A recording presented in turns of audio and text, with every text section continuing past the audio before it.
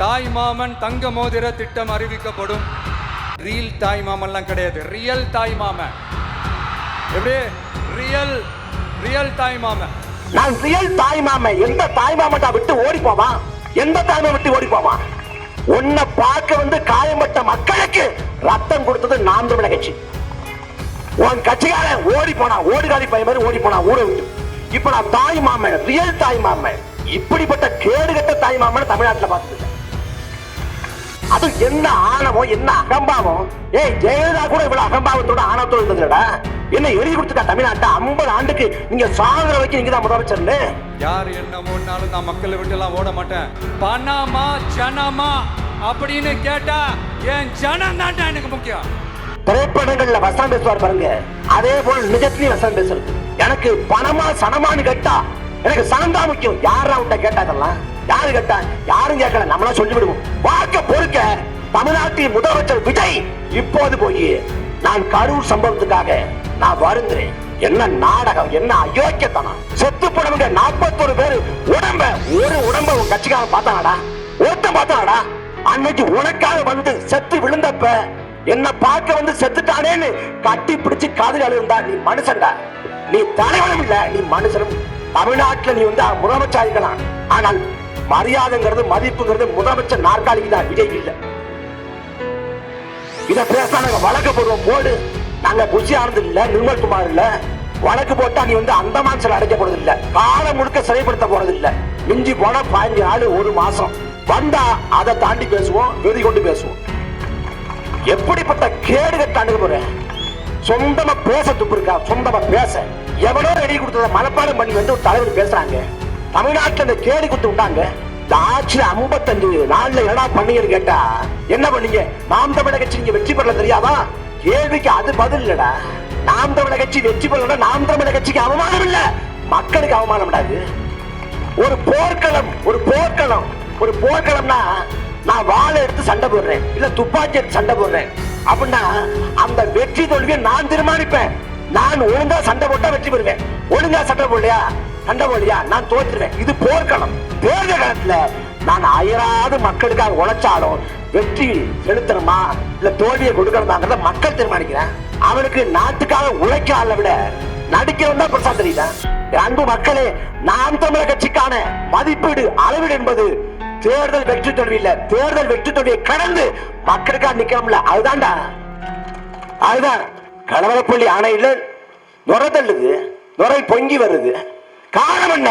கர்நாடகாவில் மிதமிஞ்சி அளவுல அவன் கழிவு நீரை கலக்க விடுறான். தென்பண்ணை ஆறு கர்நாடகா மாவட்டத்தில் நந்தி மலைங்கிற பகுதியில் உருவாகுது. அங்க வந்து 110 கிலோமீட்டர் என்னமோதான் அங்க ஓடுது. ஆனா தமிழ்நாட்டுக்குள்ள இந்த தென்பண்ணை ஆறு 300 கிலோமீட்டருக்கு மேல பாயுது, ஓடுது. ஆனா எல்லா கழிவுகளை, தொழிற்சாலை கழிவுகள், நச்சு கழிவுகள், சாக்கடை கழிவுகள், அத்தனை கழிவையும் கொண்ட ஆத்துல கலக்க விடுறேன். எப்படி இருக்கு? கேரளாவில் எப்படி பாருங்க, கேரளாவில் அங்க இருக்கக்கூடிய கழிவு, மருத்துவ கழிவு, இறைச்சி கழிவு, எல்லா கழிவையும் கேரளாவில் கொட்டாம அவன் கொண்டாந்து கோயம்புத்தூர்ல கொட்டிட்டு போறான். அவன் கொண்டாந்து கழிவை இங்க கொட்டுறான். நம்ம என்ன பண்றான்? மண்ணை கொள்ளடிச்சு கொண்டு போய் அங்க கொட்டுறான்.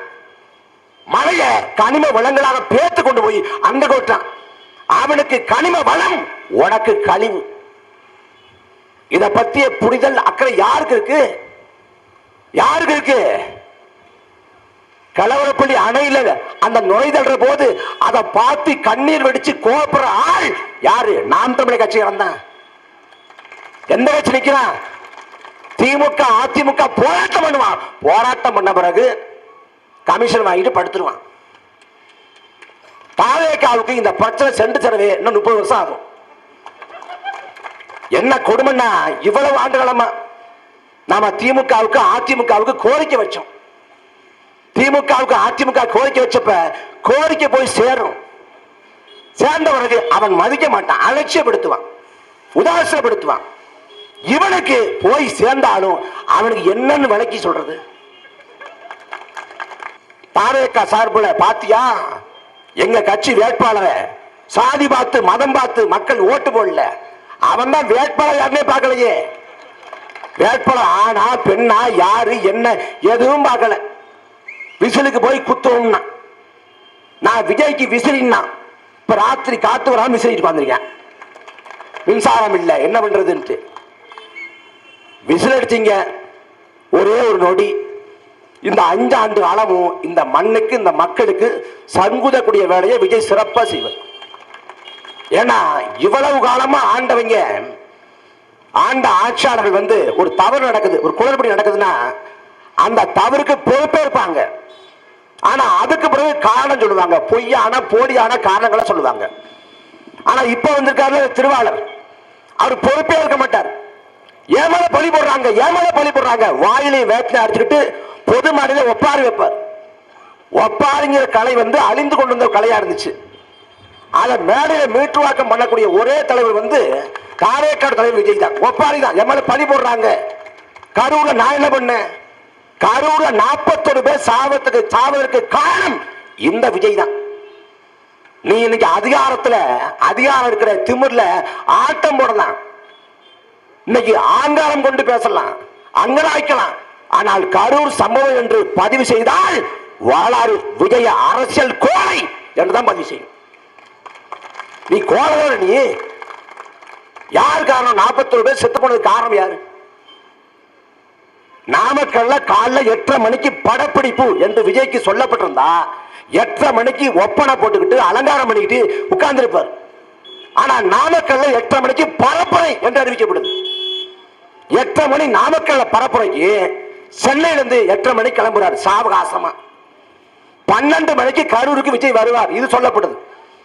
ஆனா கரூருக்கு போனது ராத்திரி 7 மணிக்கு. 7 மணி நேரம் கால தாமதம்.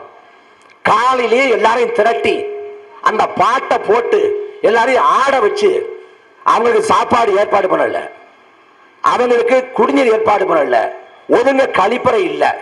அப்படி ஒரு நாள் முழுக்க ஆடி பாடி களைச்சு போய் உடம்புல இருக்கக்கூடிய நீர் சத்தெல்லாம் வெளிப்பட்டு 7 மணிக்கு விஜய் வந்த உடனே ஒரு கட்டத்தில் அந்த கூட்டத்தில் நெரிசல் தாங்க முடியாம சோறு விட்டு மயக்கமடைஞ்சு கீழே விழுவப்ப ஒருத்தர் மேல ஒருத்தர் விழுந்து காலை வச்சு மிதிச்சுன்னு 41 பேர் செத்து போனாங்க.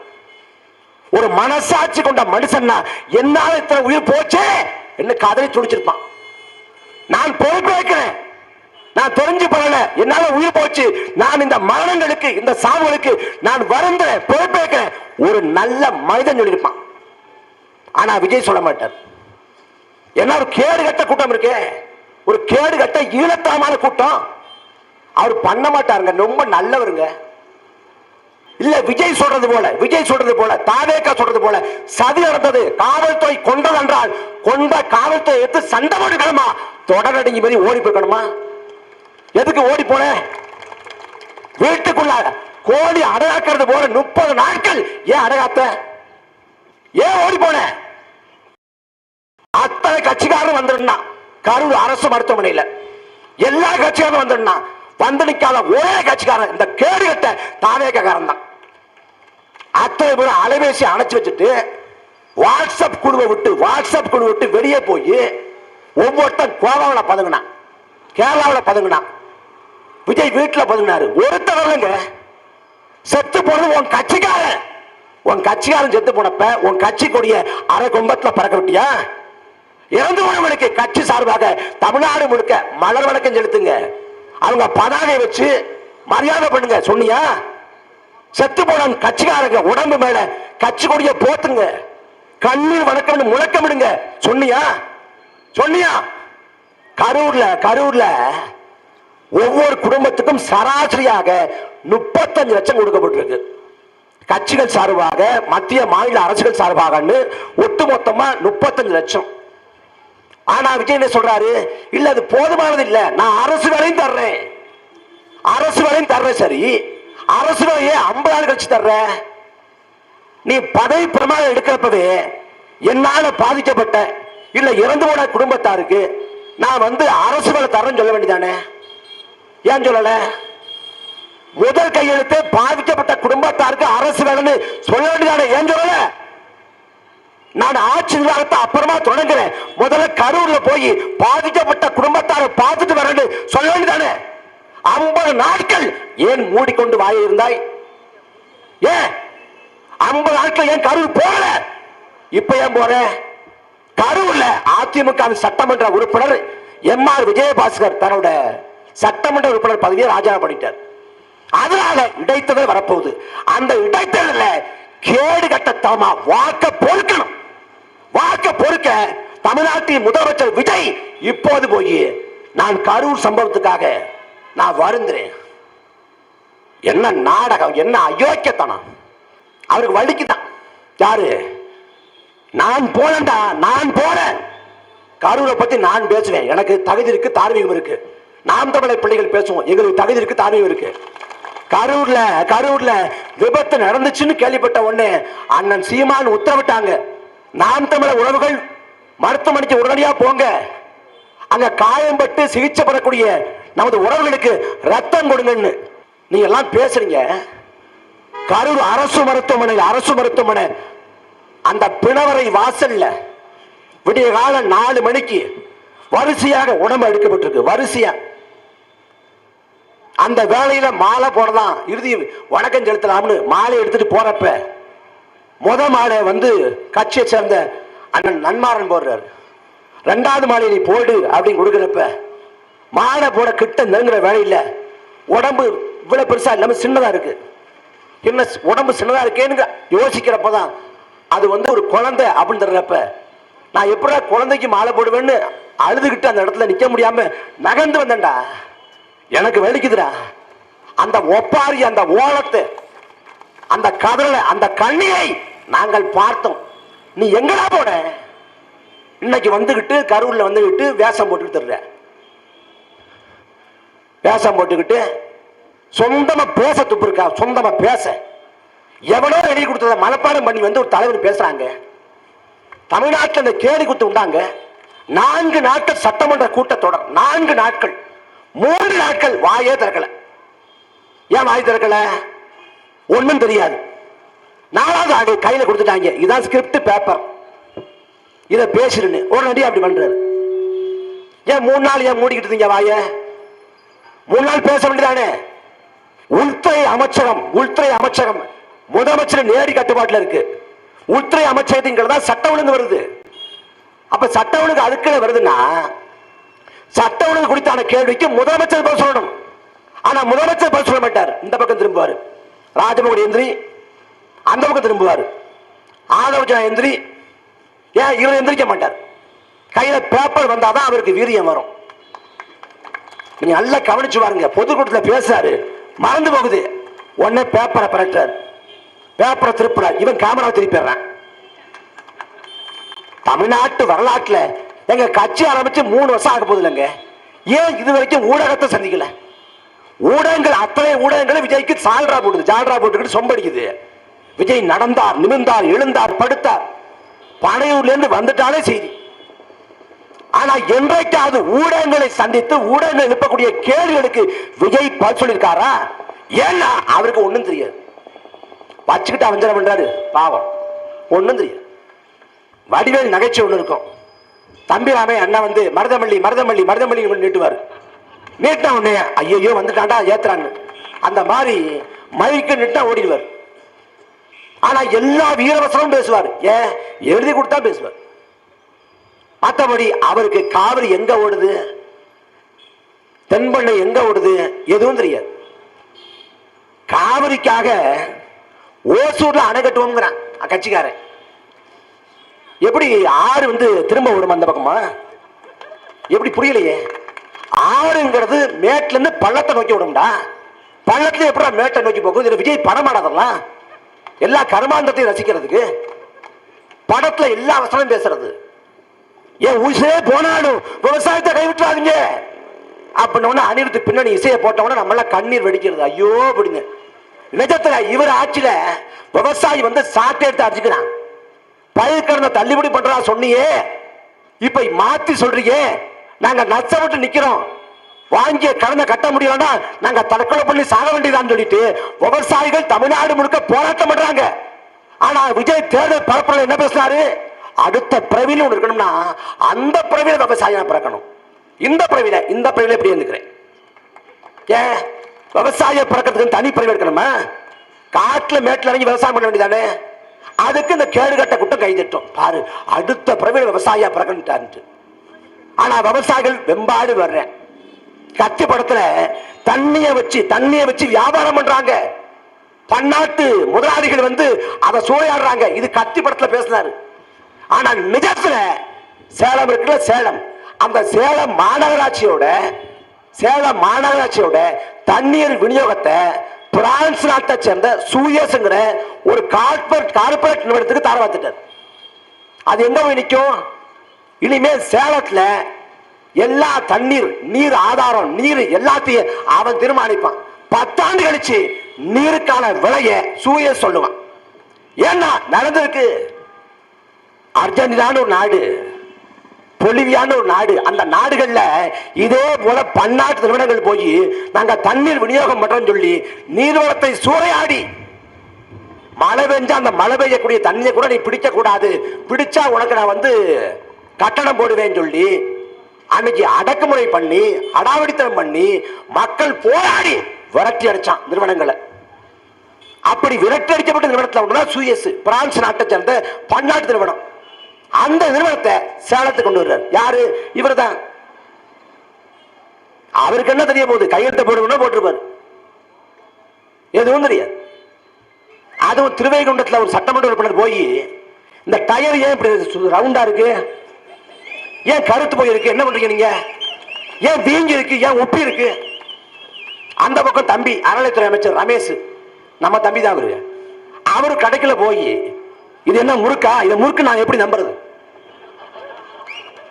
இதெல்லாம் ஆய்வு, தமிழ்நாட்டில் செய்யப்பட்ட ஆகச்சிறந்த ஆய்வு. அப்துல் கலாம் என்ன ஆய்வு பண்ணாரு, இவங்க பண்றாங்க ஒரு ஆய்வு. இந்த கீர்த்தனான ஒரு அமைச்சர் இருக்குது அறவேக்காடு, அது ஒரு பள்ளிக்கூடத்தில் போய் அதுக்கே ஆங்கிலம் ஒழுங்கா வராது, பள்ளிக்கூடத்தில் படிக்கக்கூடிய ஒரு பிள்ளை ஒரு குழந்தைகிட்ட போய் உங்க அப்பா என்ன பண்றாருன்னு சொல்லு அப்படின்னு ஆங்கிலத்தை கேட்குது. ஏண்டா முதலமைச்சருக்கே எழுதி கொடுக்கலன்னா ஒரு இடம் தெரிய மாட்டேங்குது, பள்ளிக்கூடம் படிக்கிற பிள்ளை நீ போய் ஆங்கிலத்தை கேட்கிற?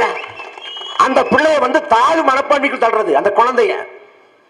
இந்த மாதிரி கேடுகட்ட செயல்பாடு எங்கேயுமே கிடையாது. இது நாள் வரைக்கும் திமுக அதிமுக ஆட்சி காலத்துல பள்ளி கல்வித்துறையில குளறுபடி வந்திருக்கு. ஆனா பள்ளிக்கூடத்துக்குள்ள எந்த கட்சிக்காரன் போயிருக்கானா? திமுக அதிமுக காங்கிரஸ்காரன் பாஜக எந்த கட்சிக்காரனாவது பள்ளிக்கூடத்துல போயிருக்கானா? பள்ளி பிள்ளைகளோட நெஞ்சில விஷத்தை கலந்துருக்கானா? ஆனா இவன் கலக்கிறான். அதாவது தாவேக்காவுக்கு வாக்கு செலுத்தவங்க இருக்காங்கல்ல, அவங்க யாரும் 6 அறிவு கிடையாது, எல்லாம் 5 அறிவு தான். எப்படி ஓட்டு போடுறீங்க? முதல்ல எப்படி ஓட்டு போடுறீங்க? ஒருவேளை கரூர் நடந்தது போல எடப்பாடி பழனிசாமி கூட்டத்தில், ஸ்டாலின் கூட்டத்தில், உதயநிதி கூட்டத்தில், வானதி கூட்டத்தில், தமிழிசை கூட்டத்தில், யார் கூட்டத்திலாவது இதே போல 41 பேர் இறந்து போய் சம்பந்தப்பட்ட தலைவர் களத்தை விட்டு வீட்டுக்கு ஓடி போயிருந்தா நீ யாராவது ரசிப்பீங்களா? ஒண்ணு வேண்டாங்க.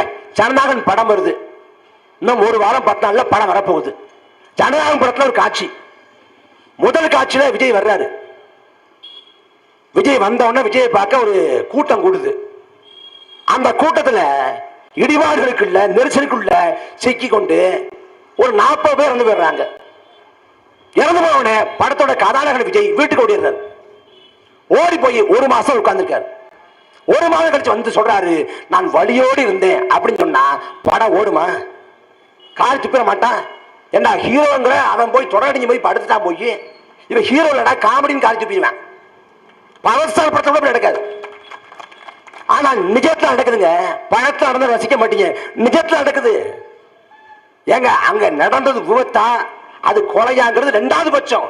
எது இருந்தாலும் அங்க போய் நிக்கணும்ல, பார்க்கணும்ல. எதையுமே பார்க்காம ஓடி போய் உட்கார்ந்துக்கிட்டு இப்ப நான் தாய் மாமன், ரியல் தாய் மாமன், இப்படிப்பட்ட கேடுகட்ட தாய் மாமன் தமிழ்நாட்டில் பார்த்தது இல்லை. அது என்ன ஆணவம், என்ன அகம்பாவம். ஜெயலலிதா கூட இவ்வளவு அகம்பாவத்தோட ஆணவத்தோடு இருந்ததுலடா. என்ன எழுதி கொடுத்துக்கா தமிழ்நாட்டை 50 ஆண்டுக்கு நீங்க சாகுற வரைக்கும் நீங்க தான் முதலமைச்சர்னு. மக்கள் ஒரு முறை தவறி ஓட்ட போட்டுட்டான். பேத்தி சொன்னான், பேரன் சொன்னான், மகன் சொன்னான்னு ஓட்ட போட்டுட்டேன். இப்ப 5 ஆண்டு காலம் கஷ்டப்படுவான். என் அன்பு மக்களே, நம்ம வாக்கோட வலிமையை, வாக்கோட மகத்துவத்தை, வாக்கோட மதிப்பை உணரல. இந்த நாட்டில் முதல் பொதுத்தேர்தல் நடந்த போது எல்லோருக்கும் வாக்குரிமை இல்லை. யாரு படிச்சவங்களோ, யாரு பட்டதாரியோ, யாரு என்ன ஒரு பஞ்சாக இருக்கணும்ல. அங்க ஏண்டா இந்த விஜய தொட்டம்னு நினைச்சு நினைச்சு ஃபீல் பண்ணுவீங்க. யாரு? மக்கள் தான். வேற யாரு? நான் மக்கள் பணத்தை தொட மாட்டேன், தொடவும் விட மாட்டேன். ஏற்கனவே தொட்டா அவங்களையும் விட மாட்டேன். என்ன பண்ணுவீங்க? கூப்பிட்டு கச்ச செத்துக்குவேன்.